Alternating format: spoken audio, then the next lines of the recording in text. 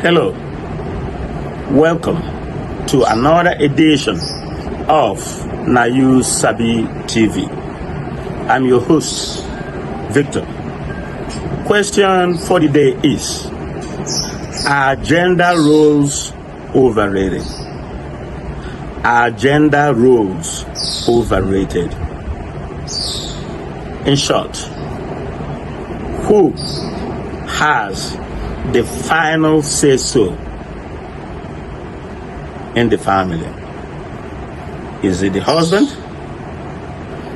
Is it the wife? Who actually has the final say-so? Now, let's jump right into it by playing a video. Should your wife have the last say-so in the household? No. Your face. I say it just depends, because sometimes the wife may be stronger in certain areas. Let's just say the husband is not good at managing a certain thing and the wife is stronger in that certain area. Do you believe that the wife should have the input in that area? I think input is different from final say so. I think to be a wife, at least the type of wife that I aspire to be, which is a high value, feminine, high earning woman that is partnered with a high value, high earning masculine man. Ultimately, my input and feeling heard and acknowledged and seen, that's important to me. That's very important to me. However, ultimately the decision is his, because I'm submitted to the mission of the God that's inside of him. And so ultimately, if I'm better at finances, or I'm better at really anything, I'm definitely going to place my input, and a true leader knows when it's time to follow, which is why it's important inside of your partner choice. If you're choosing someone that's more in their ego, that needs to be like, well, what I say goes, rah, rah, rah, rah, rah, that's not really the person that you want. You don't want them to have the final say so. But if you have a true leader that knows who they are, they know where they're going, they know the purpose, and they want what's good for the colony, then they're going to take your input, and the final say so will really be what you said in the first place. Can you be feminine enough to plant that seed in the man so that he feels like it's his idea anyway, and then celebrate him for when he does it? Because ultimately, the woman is the conductor in the household. You just don't see her because her back is turned. Break that down for me, please. If you go watch an orchestra, you have all of this music that's playing. That's the man. The man is providing. He's doing this. Sometimes it's brash. Sometimes it's strong. Sometimes it's quiet. It's all of this different things, harmonies that are happening. He's running the household. But the conductor is there saying, this is when it's time to do this. Hey, not right now. You gotta stop that. Hey, you need to come right here. You're literally orchestrating the household. But who writes the music? God. Ooh. That's the purpose. That's the alignment. Like that. That's the source. The man being the head of the household has the final say-so. If the woman, the wife in this situation, has an idea, she brings it to her husband. Sometimes this might be an area that she has more knowledge, more skills, more exposure. She will bring the idea to her husband, and two of them will ponder through it. She may actually educate the man on the situation, and then the options are left open to the man, and the man picks from these options. The man still has the final say so. Being a good leader, the husband should actually appreciate and recognize the knowledge, the skills, the know-how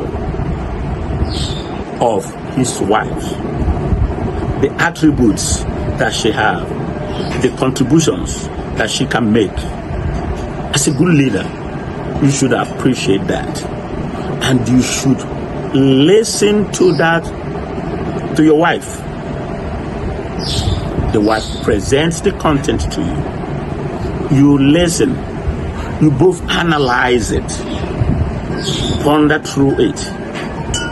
And then even when two of you come up and say, this is what we are going to do, it is still the man that has the final say-so. The final say-so rests on the man. I know some of you will be wondering, why? Why should I have an idea? And he takes the credit. The goal here is not who gets the credit.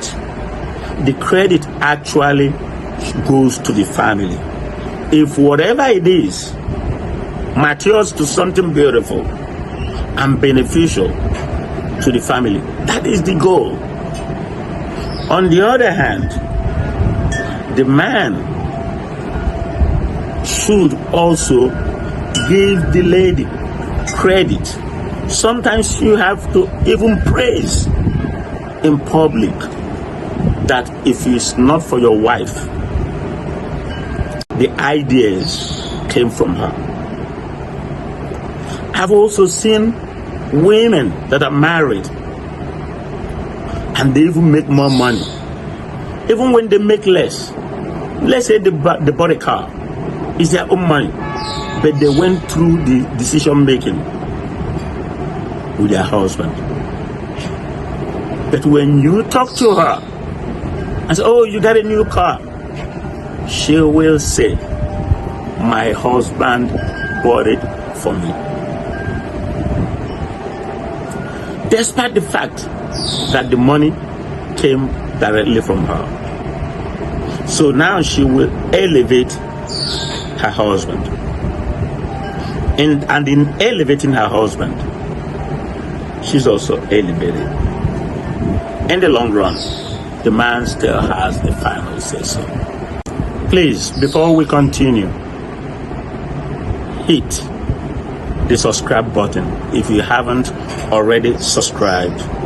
Also hit the bell, subscription and the notification bell. Liking, sharing, all of that doesn't cost any money. Please do that. I notice that a lot of people are watching and not subscribing, but please go ahead and subscribe. It helps me and it helps YouTube to notify you whenever I have a new video out. Thanks, and let's continue. If, as a woman,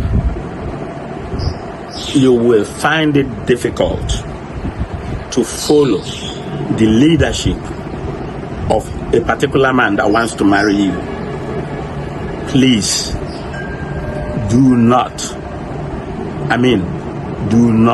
marry him. If you cannot trust a man to lead you and make decisions on your behalf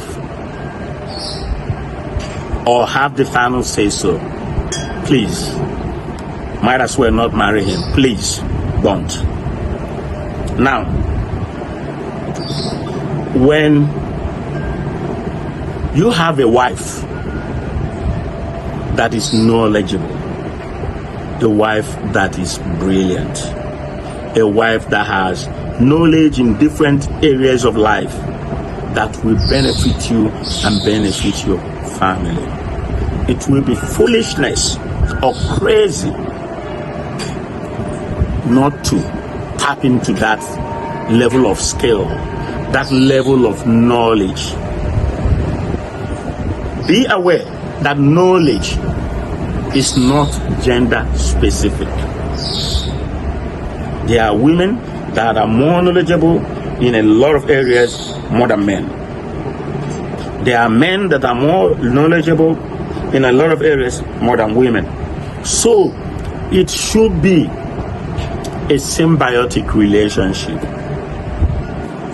where the woman brings her knowledge, you as the man, you bring your knowledge, both of you tap into each other's knowledge base. But to say, I am not going to listen to you, you are a woman, that would be stupid, plainly speaking. A lot of men, on the other hand, I'll give credit to a lot of men. Consult their wives when they have to make a lot of decisions, especially when it comes to major decisions like major purchases. You want to buy a land, you want to build a new home, you want to buy a new car, the children should go to this school, or we should travel to here. Men consult their wives.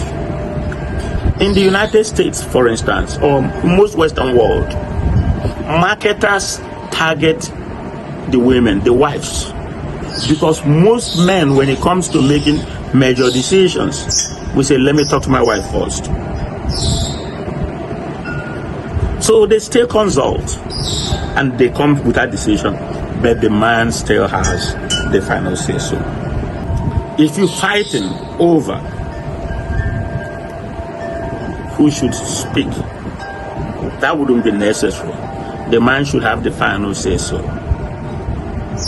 Because fighting over it would actually destroy your family. If you have an idea and you run it through to your husband, and your husband said, no, we will not do this. Do not push it. Do not nag. Do not try to manipulate. If you believe that this is something that is worthwhile doing, get all your numbers, get all your information. Wait. When the man is ready, present those facts to him. A reasonable man would, when presented with facts that will benefit him and benefit his family, will listen. Now, if as a woman you have the final say so, if you make a decision, if it fails, the man will still have to be the one to blame. If the man has the final say so and it fails, he still has to be the one to blame. And if the man fails, believe me, a lot of you women will not let him forget it, because you will keep saying, I told you so, I told you so. Men, please recognize your wife's input, your wife's ideas. Validate them. Women, do the same. If your husband has very good ideas, recognize it, validate it. Two of you working together, remaining humble, not letting pride to rear its head into your decision making. If you all remain humble and make good decisions together, you both will benefit from it. Your children, if any, will also benefit from it. Two of you should work together in humility. Now let's watch a video. My wife and I had our first big argument today, and I'm not sure how to resolve it. It was caused due to the upcoming selection we had to make in regards to picking a secondary school for our son. I am a qualified teacher, also a head of year for the year 11s in my school. I've been a teacher for over 8 years. Credentials. Qualified. Very needed.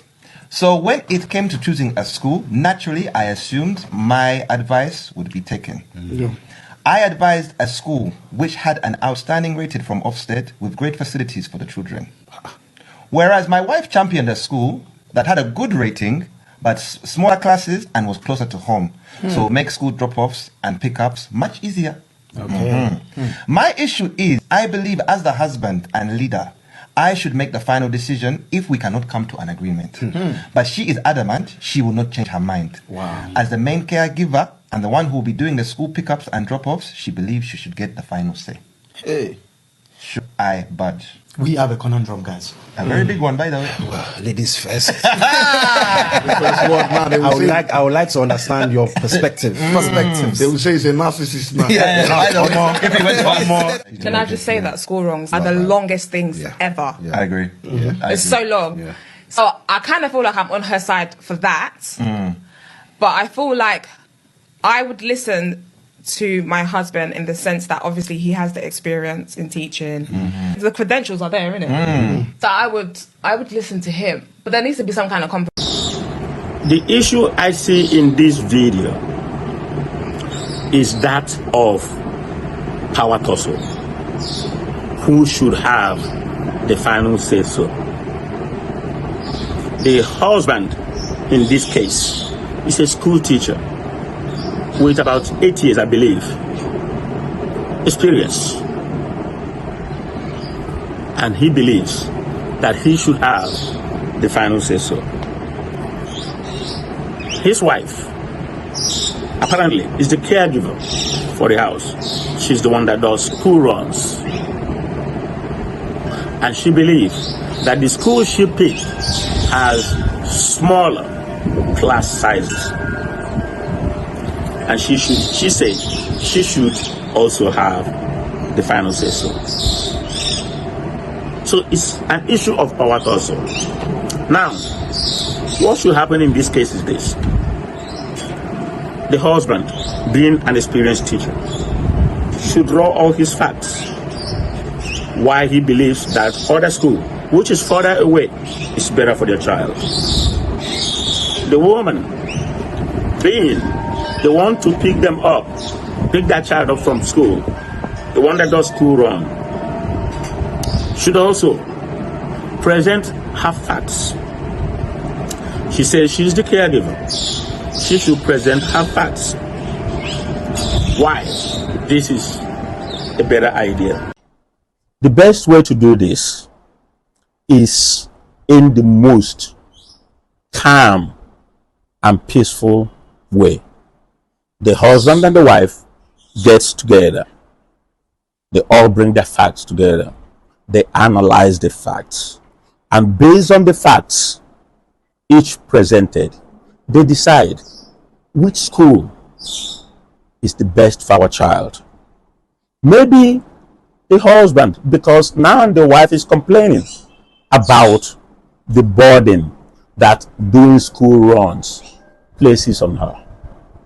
Maybe the husband will offer, let me help pick the child up from school on so and so days to relieve the stress or the burden on you.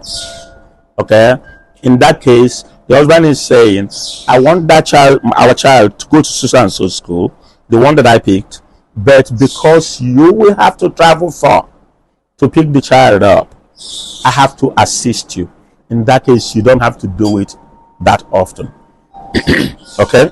That's one.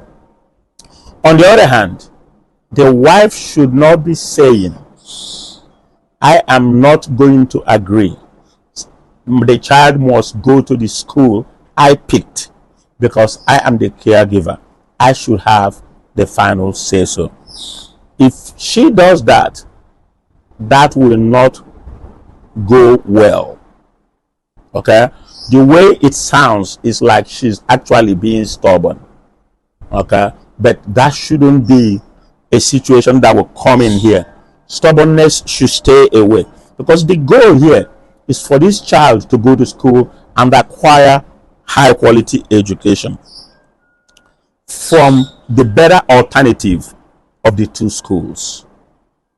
So in trying to make sure that the child gets high quality education, it will defeat the purpose if the marriage is destroyed in the process. It will defeat the purpose. The husband should have the final say. However, two of them should work together. The husband should see how to help in the house to relieve the burden on his wife. Okay? So that this child is able to go to the better school. The husband should also listen to his wife and see her own point,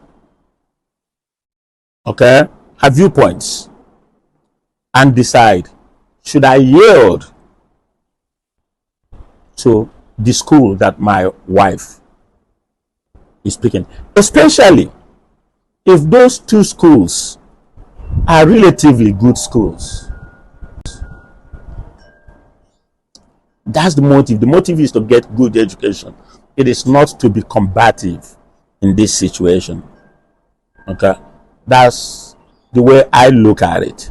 Okay, they should both work through it, but in the long run, the husband should have the final say so as the leader of the family. Okay, now let's listen to another video. So if you married and you say, I'm the man, so I should be in charge of the budget because I'm the leader, and you can't add.